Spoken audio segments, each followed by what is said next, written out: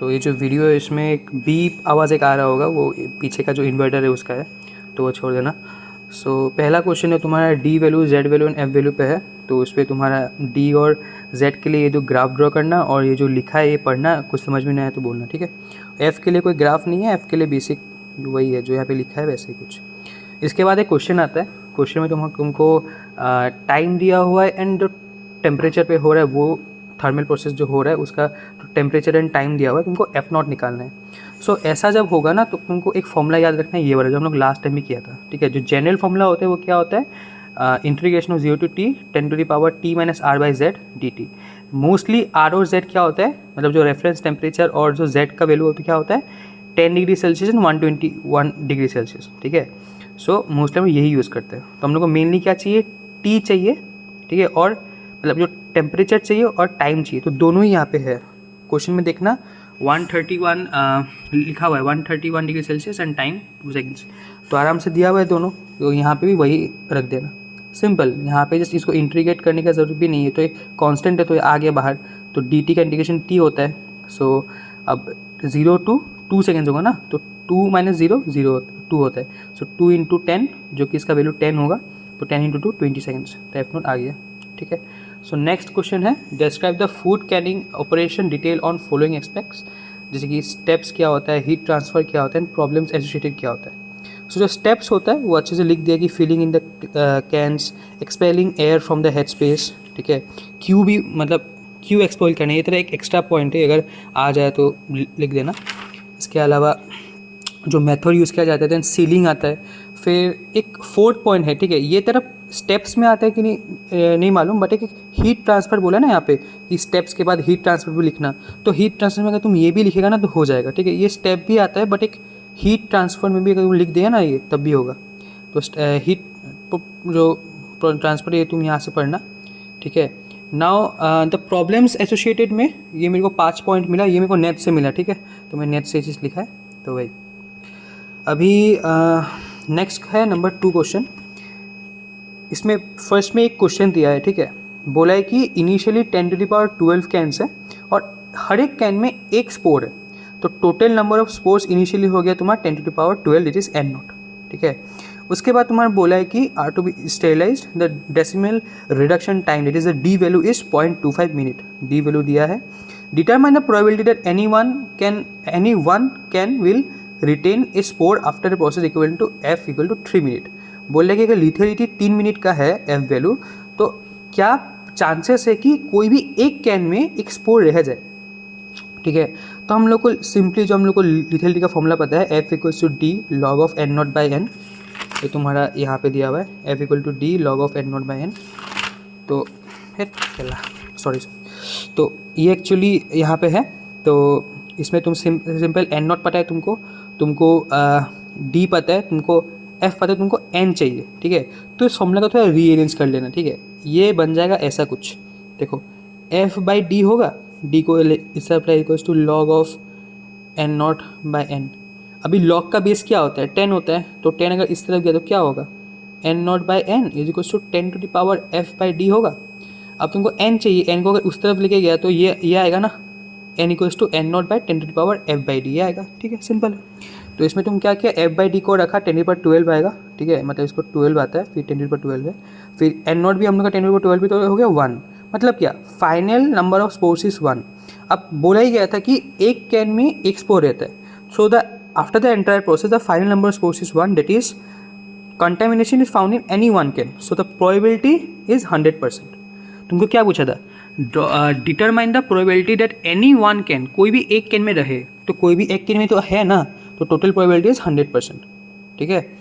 अभी next question actually ये तेरा मिड टर्म में ही आया था, मैंने फिर से एक बार सॉल्व कर दिया, ज़्यादा कुछ नहीं है, जस्ट लीथल रेट अलग से निकालना पड़ता है हम लोग को, ठीक है। और अगर टेम्परेचर यहाँ पे डिग्री सेल्सियस में दिया है तो ये वाला फॉर्मूला यूज़ करना। अगर तुम्हारा टेम्परेचर फ़ारेनहाइट में दिया है, ठीक है, तो फ़ारेनहाइट में जब देगा तब तुम एक सिंपल चेंज करना है तुमको। यहाँ पे हम लोग क्या इस फॉर्मूला को टेम्परेचर में लिया है ना, मतलब जो डिग्री सेल्सियस में लिया है, फ़ारेनहाइट में लेगा तो यहाँ पे 250 होगा, नीचे होगा तुम्हारा 18, मतलब यहाँ पे 250 होगा, नीचे होगा तुम्हारा 18, ठीक है। या तुम और एक काम कर सकते हैं, इन सबको तुम डिग्री सेल्सियस में चेंज कर सकते हो, वो ज़्यादा टाइम कंज्यूमिंग होता है, so that you can change the formula directly, ठीक है। तो वो सब छोड़ो, सिंपल है, तुमको टाइम दिया रहेगा तो टेम्परेचर दिया रहेगा, तुमको बोलेगा एफ निकालने के लिए, जो लाइक क्या होता है, determine the F not of the process. तो सिंपल पता है हम लोग को लीथल रेट निकालना है। लीथल रेट आएगा कैसे, सिंपल इस टी का वैल्यू यहाँ पे डालना, ठीक है। जेड तो पता ही है, लास्ट टाइम क्या हुआ था, लास्ट टाइम हम वी हैव टू लाइक हम लोग को रियलाइज़ हुआ कि जेड हमेशा अगर मेंशन ना हो तो 10 लेना है, तो 10 लेना और टी का वैल्यू रख के हर एक वैल्यू आएगा ऐसे, ठीक है। फिर इन दोनों का इन सब का सबमिशन करना, सबमिशन ऑफ एल आर आएगा। एक फॉर्मूला आता है, ये वाला फॉर्मूला, ठीक है, इसको बॉक्स कर दे रहा हूँ मैं, F by F naught is equal summation of L R. तो F is equal to summation of L R into F naught, मतलब इसको इस तरह लेके गया। अब समीशन ऑफ एफ नॉट पता है, ठीक है, और एफ नॉट जो तेरा इनिशियल लीथल रेट होता है, यहाँ पे इनिशियल लीथल रेट होता है तुम्हें difference in this values, okay. 4 - 0 is 4, 8 - 4 is 4, जो कि 4 कांस्टेंट है, तो कि एफ नॉट भी 4 ही होगा, ठीक है। सो जो समीशन ऑफ एल आर यहाँ से आया और यहाँ से जो 4 तुम्हारा है, ये दोनों इंटू करके तुम्हारा एफ आ जाएगा फाइनली तुमको चाहिए, ठीक है, हो गया ख़त्म। अब number 3, consider an elementary chemical reaction between the molecules A and B resulting in this. इन दोनों का तुमको first order and second order expression निकालने को बोले। तो सिंपली हम लोग क्या करेंगे, हम लोग पहले इक्वेशन लिख लेंगे जो दिया है, उसके बाद हम लोग इस इक्वेशन का रेट निकालेंगे in terms of disappearance of A. A जैसे से घट रहा है उसका टर्म में हम लोग लिखेंगे। अगर घट रहा है तो it will be negative obviously, so D C A by D T. यहाँ पे सी तुम्हारा दिखा रहा है कि कितना कंसनट्रेशन है, ठीक है। So is equals to k C A to the power A and C B to the power B, ठीक है। के जो है वो तुम्हारा है रेट कांस्टेंट, ठीक है, रेट कांस्टेंट होता है, और यहाँ पर टू द पावर ए क्यों किया, बिकॉज यहाँ पे कोफिशिएंट ए और बी है, ठीक है। अब देखो, in food processing the concentration of one of the reactants is usually much higher than other, ठीक है। तो क्या होता है, किसी भी एक कंसंट्रेशन एक कंपोनेंट को हम लोग नलीफाई कर सकते हैं। तो हम लोग बी को नलीफाई कर दिया और सिर्फ ऐसे लिखा इक्वेशन को कि minus d C A by D t equals to k C A to the power n. Here n is the reaction order, ठीक है। Now we will substitute n equals to 1 for first order and n equals to for second order. n equals to 1 अगर रख देंगे तो यहाँ पे direct सी ए आ जाएगा। फिर इसको इंटीग्रेट करेंगे, इंटीग्रेट कैसे करेंगे, सी ए को इस तरफ लाएंगे, डी टी को उस तरफ लेके जाएंगे, नेगेटिव साइन को भी उस तरफ लेके जाएंगे, ठीक है। ऐसे बना के इंटीग्रेट कर दे। इंटीग्रेट कहाँ से करेंगे, C of A naught initial to the C of A, यहाँ पे 0 से लेके टाइम टी तक। इसको अगर तुम इंटीग्रेट करें तो L N of C A होता है, ठीक है। L N of C A minus L N of C A naught क्या होता है, L N of C A by C A naught होता है। तो ये तो समझ में आ गया। और यहाँ पे डी टी का इंटीग्रेशन टी, और के तो कांस्टेंट था, so minus of K T, ठीक है। तो ये इक्वेशन होता है तुम्हारा फर्स्ट ऑर्डर का, ठीक है। नेक्स्ट क्या आता है, हाफ लाइफ का। हाफ लाइफ कैसे हम लोग निकाला, सो हाफ लाइफ निकालने क्या होता है, मतलब जो हाफ लाइफ मतलब क्या होता है, जो कंसंट्रेशन है वो इनिशियल के हाफ हो गया ना, जो सी ए है वो तो सी ए नॉट का 2/2 हो गया। तो यहाँ पे जस्ट सी ए का जगह सी ए नॉट बाई 2 रख देना है, तो क्या आएगा, एल एन ऑफ 1/2। ना L N of 1/2 is equals to minus of K T half होगा, ठीक है। अब इस माइनस को अगर हटा दिया तो L N of 1/2 will be L N of 2, मतलब ये रिवर्स हो जाएगा, ठीक है। ऐसा लॉग का होता है, ठीक है। ये माइनस अगर यहाँ से यहाँ ला दिया तो क्या होता है, 1/2 अगर रहेगा तो उसको 2 हो जाता है। So L N of 2 equals to k upon half t, naught half time is equals to L N of 2 by k, ठीक है। ये हाफ टाइम का फॉर्मूला है। अगर तुमको फर्स्ट ऑर्डर इक्वेशन पूछे तो सिर्फ यहाँ तक नहीं, तुमको हाफ टाइम भी डिराइव करना पड़ेगा। बट जब सेकंड ऑर्डर होगा ना तब तुमको हाफ टाइम नहीं चाहिए, तुमको सिर्फ इक्वेशन डिराइव करने से हो गया, ठीक है। बेसिकली क्या होता है, सेम माइनस यहाँ पे सिर्फ सी ए 2 स्क्वायर हो जाएगा, फिर सेम हम लोग सी ए को इस तरफ लेके डी टी को उस तरफ लेके जाएंगे, माइनस को उस तरफ लेके जाएंगे। अब इसका इंटीग्रेशन देखो, इसका इंटीग्रेशन मैं तुमको साइड में अगर करके दिखाऊँ ना तो integration of 1 by C A square dot d C A, ठीक है। इसका इंटीग्रेशन करके देखो तो ये क्या होगा बोलो तो, सी ए -2 होगा डॉट डी सी ए। अब इसका इंटीग्रेशन, ठीक है, integration of X to the power N dot D X, इसका क्या होता है, X to the power N plus 1 और नीचे क्या होता है एन प्लस 1, ठीक है। अभी -2 है तो सी A to the power -2 plus 1 और नीचे -2 प्लस 1। अभी सी ए टू दी -2 प्लस 1 क्या होता है, सी ए इन्वर्स होगा, और पे माइनस जो आ रहा है -2 प्लस 1 -1, यहाँ पे माइनस आराम से लिख सकते हैं। सो क्या होगा ये फाइनली -1 बाई सी ए, तो वही किया है यहाँ पे, ठीक है। इसको इंटीग्रेट करके -1 बाई सी ए आया। अब ये तो रहेगा सी इंडिकेट कहाँ से कर रहे हैं, 0 to t से कर रहे हैं और सी ए नोट से सी ए कर रहे हैं। अब देखो रिप्लेस कर देना है, ठीक है। और ये जो नेगेटिव भी एक आएगा, ठीक है, एक नेगेटिव आएगा बिकॉज ऑब्वियसली यहाँ पे एक नेगेटिव है ना, तो negative will get cancelled off. तो 1/CA minus 1/CA0 equals to KT, और 1/CA equals to KT plus 1/CA0, as CA0 is a constant, तो इसको हम लोग इस साइड लिख रहे हैं बिकॉज हम लोग को इक्वेशन को y is equals to mx plus c के टर्म्स पे लाना है। यहाँ पे x क्या है टाइम, y क्या है 1/CA, तो इस चीज़ पे हम लोग एक प्लॉट भी कर सकते हैं। यहाँ पे टाइम और 1/CA, इसका जो स्लोप होगा वो क्या k होगा, प्लस है इसलिए ऐसा है। यहाँ पे क्या था, यहाँ पे तुम्हारा नेगेटिव था ना, इसलिए तुम्हारा क्या ऐसा स्लोप बना है, ठीक है भाई। तो ये तुम्हारा हो गया क्वेश्चन नंबर 3 का A। अब क्वेश्चन नंबर 3 का जो B है उसमें तुम्हारा ऐसा है कि जो इनिशियल पढ़ लेते हैं ना, क्वेश्चन पढ़ लेते हैं ना।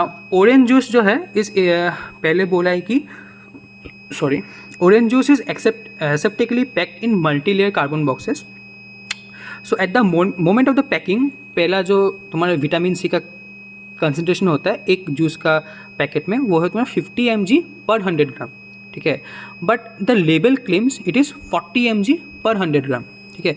सो what must be the maximum storage temperature if the product has to comply with the chain of the level. मतलब धीरे धीरे जैसे टाइम बढ़ता रहता है ना, वैसे कि विटामिन सी का जो कंसनट्रेशन वो घटता है, तो कितना टेम्परेचर हो ताकि 50 से 40 तक ही घटे, उसके ज़्यादा ना घटे, ठीक है। अगर स्टोरेज टाइम 180 डेज़ है, ठीक है। सो बाकी सब बोल दिया है कि ये जो लॉस हो रहा है एक फर्स्ट ऑर्डर का रिएक्शन है, और बाकी सब के भी बोल दिया है, ई भी बोल दिया है, वो सब।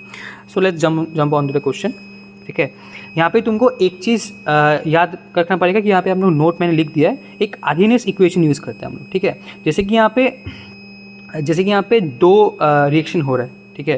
पहला तो तुम्हारा जो काइंड ऑफ मतलब K1 एक रेट का होगा, दूसरा होगा K2, ठीक है।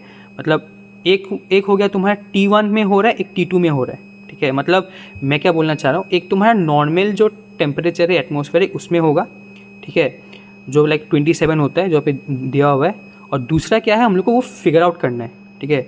तो इसीलिए दो टेम्परेचर है, दो रेट कांस्टेंट है, इसलिए हम लोग ये इक्वेशन यूज़ करेंगे, ठीक है। सो इनिशियल जो हम लोग का दिया हुआ है 50 mg है, फाइनल के 40 mg है, और बोला है कि फर्स्ट ऑर्डर काइनेटिक्स है, रेट कांस्टेंट भी दिया हुआ है इतना per day. Now at 27 degree Celsius activation energy is this much. यहाँ पे तुमको भी पता चल गया हो कि एक्टिवेशन एनर्जी क्यों दिया है, बिकॉज इस फॉर्मूला में चाहिए होता है, ठीक है। उसके बाद देखो, now as it is first order reaction, तो हम लोग फर्स्ट ऑर्डर इक्वेशन का जो हम लोग कांस्टेंट का निकाले थे, ये वाला इक्वेशन, ये वाला यूज़ करेंगे अभी, ठीक है। तो ये वाला लिख दिया, फिर यहाँ पे सिंपली जो वैल्यू है डाल दिया, कितना टाइम के लिए कर रहे हैं 180 डेज़, कितना इनिशियल कितना फाइनल लिख दिया, तो K2 भी आ गया, ठीक है ना। हम लोग के पास K2 है, हम लोग के पास K1 ऑलरेडी दिया हुआ है, हम लोग के पास T1 है, हम लोग के पास T2 चाहिए, ठीक है। और बाकी सब है, E भी है, R तो पता ही है 8.314, तो सब डाल दिया, सब डाल के T2 निकल गया 287 kelvin, it is 14 degree Celsius. तो the maximum storage temperature is 14 degree Celsius. कुछ समझ में नहीं आया तो मेरे को बोलना, ठीक है। उसके बाद नेक्स्ट क्वेश्चन है नंबर 4। इसमें बोला है कि briefly describe drying curve with proper diagram. इसमें तुम्हारा ड्राइंग कर्व एक्सप्लेन करने से पहले first we have to obviously curve कहाँ से आएगा, कोई इक्वेशन से आते हैं ना, तो हमें इक्वेशन जानना पड़ेगा, इक्वेशन क्या होते हैं। सो drawing rate is the mass of the water removed per unit time, ठीक है, per unit mass of dry matter. So mass of dry matter m, per unit time मतलब dt आ गया, और ये मास ऑफ वाटर, ठीक है, हो गया। और यहाँ पे हम लोग इसको ऐसे भी लिख सकते हैं, अगर हम लोग एक फैक्टर मान ले x, that is the W/m, मतलब mass of water and mass of dry matter, तो इसको ऐसे भी लिख सकते हैं, ठीक है।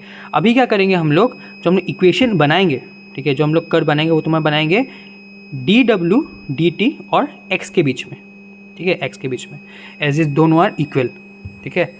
उसमें तुम्हारा क्या होता है, ऐसा कुछ कर्व बनता है, इसको अच्छे से रट लेना एकदम माइंड में। इसमें तुम्हारा बेसिकली 3 रीजन होता है। First region is the region 1 rising rate, second is the constant rate, and third is the falling rate, ठीक है।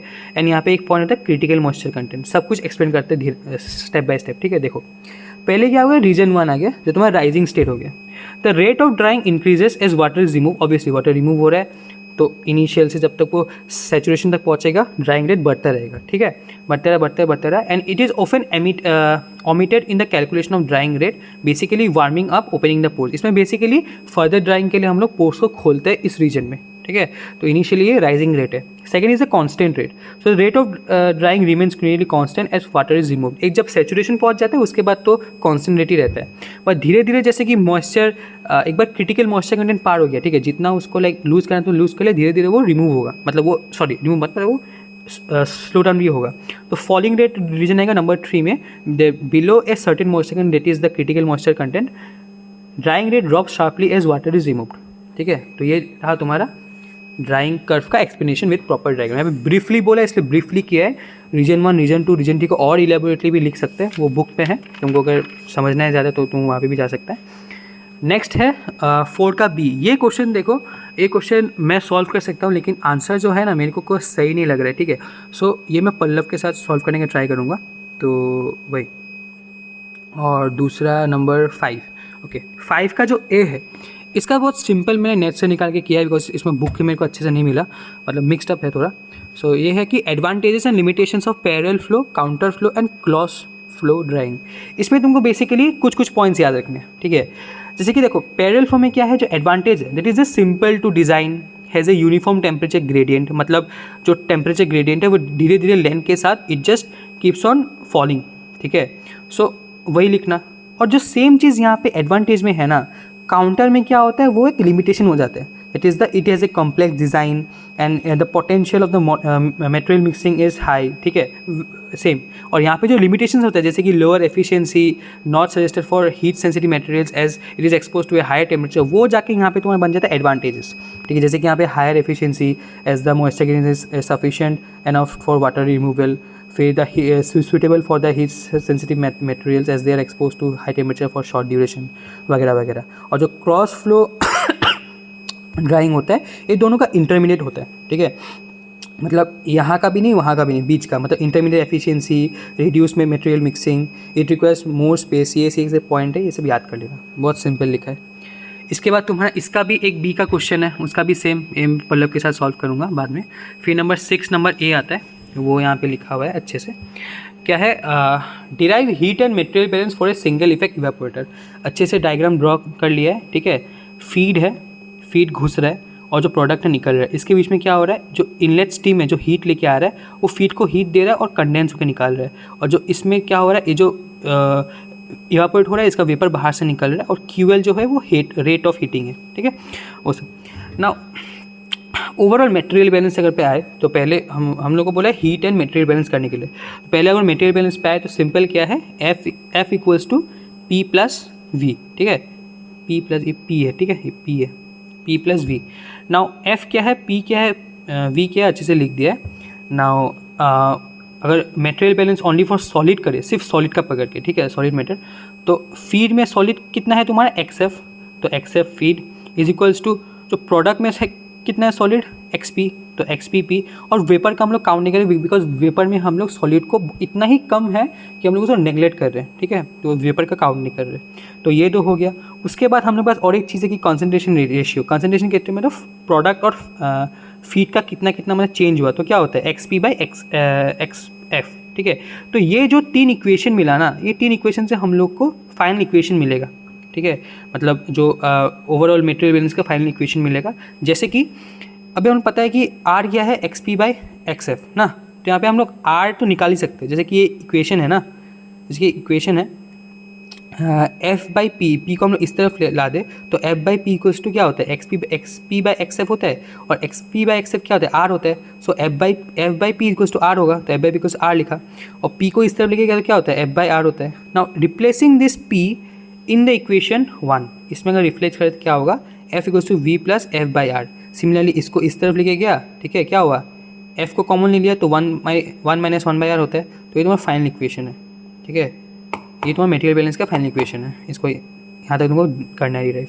इसके बाद जो इक्वेशन 2 है, हम लोग को अगर जो हम लोग का हीट बैलेंस चाहिए, तो जो इक्वेशन 2 है उसमें क्या, अभी तक हम लोग क्या किया था, we assume that the vapour does not contain solids, in practical the vapour does contain some small quantities of solid carried over by droplets of the boiling liquid. So ये जो है हम लोग को हीटिंग बैलेंस में हम लोग को ये लाना है, ठीक है। जैसे कि अब ये हीटिंग बैलेंस क्या होगा, ऑब्वियसली देखो एफ है, ठीक है, एफ है प्लस एस है, ठीक है, plus P plus V plus Q L.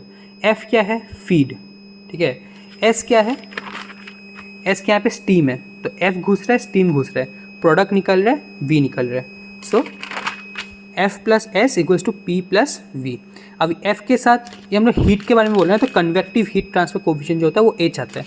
अभी तुम देखिएगा सबके साथ में लगा रखा है H F, H S, H C, H P, H V, ठीक है। सो जिसके इसके साथ है वहाँ पे इसको लिख देना है, इसको एच एफ है, एच पी है, एच वी है। अभी एस के साथ देखो, एस के साथ अगर टोटल हम लोग बात करें ना यहाँ पे, तो क्या होगा, मतलब जितना उसको टोटल था उसका एच एस, उससे एच सी जो होता है, जो कंडेंसर में लगा गया, उसको माइनस करके जितना बचेगा ना, उतना ही तो यहाँ पे यूज़ हुआ है ना।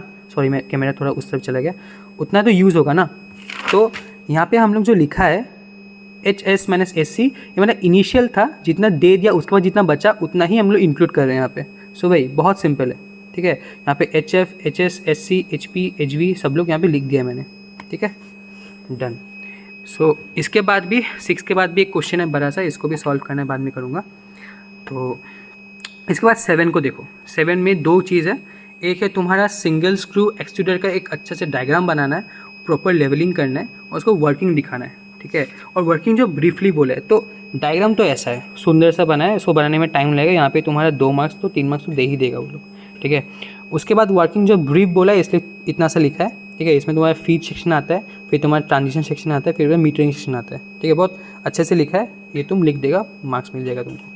फिर बोला है briefly elaborate the effect of drawing conditions of food. 4 cheese effect होता है, एक तो होता है स्ट्रक्चर श्रिंकेज होता है, एक डिस्ट्रीब्यूशन ऑफ कंपोनेंट इफेक्ट होता है, दूसरा होता है drawing has thermal effects obviously, जैसे कि non enzymatic browning, denaturation of proteins, ठीक है। स्प्रे ड्राइंग में ये सब थोड़ा कम होता है, ठीक है। तो सिमिलरली और एक है रिटेंशन ऑफ वोलेटाइल एरोमास, ये भी तेरा स्प्रे ड्राइंग में तो कम होता है। तो यही सब है, और तो पूरा चीज़ अभी तक एक्सप्लेन कर दिया है। और बाकी एक चीज़ बचा है कि ये सब फ्लूइडाइज्ड बेड ड्राई, मतलब types of dry any food लिखना है। ये तेरा वो वाला PDF में है ऑलरेडी, जो कि लाइक वो जो असाइनमेंट किया था ना उसका PDF में है अच्छे से विद डायग्राम, वहाँ से करना है इसको, ठीक है।